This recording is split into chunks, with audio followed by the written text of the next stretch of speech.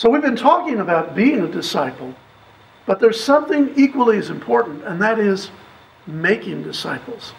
This is the second of two vital needs of every believer. The first is to be a disciple, but the second is to make disciples. You know, Dallas Willard says that we talk about the Great Commission, but it's actually the Great Omission, because we think that it's always someone else's tasks to make disciples. But the truth is that making disciples makes me. I will not reach my maturity in Jesus apart from the task of making disciples. So I want to give you 3 points about this. The first is this, that making disciples isn't about teaching a curriculum. Making disciples isn't about propositions or facts or memorizing Bible verses. Faith is relational. Jesus spent 3 years with people, forming them into his disciples. And what we know of that is that it was the relationships and the bonds that he formed. Yes, the things that he taught were important, but faith is relational, not propositional. And then the second is the challenge of transparency. Transparency. Can you imagine living, traveling, working side by side with somebody every day for 3 years?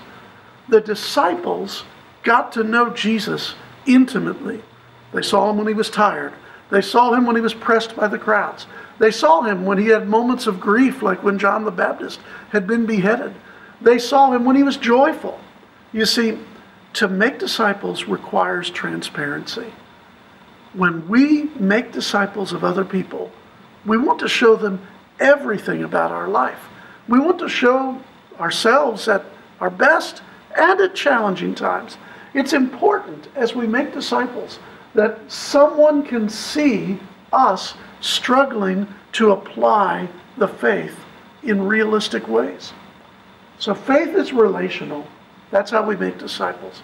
It's important that we be transparent. And then finally, maturity is measured by fruitfulness. Do you know that we refer to a man or a woman as being an adult when they become of childbearing age? Maturity is about fruitfulness. There is some part of my maturity that will never be accomplished apart from making disciples.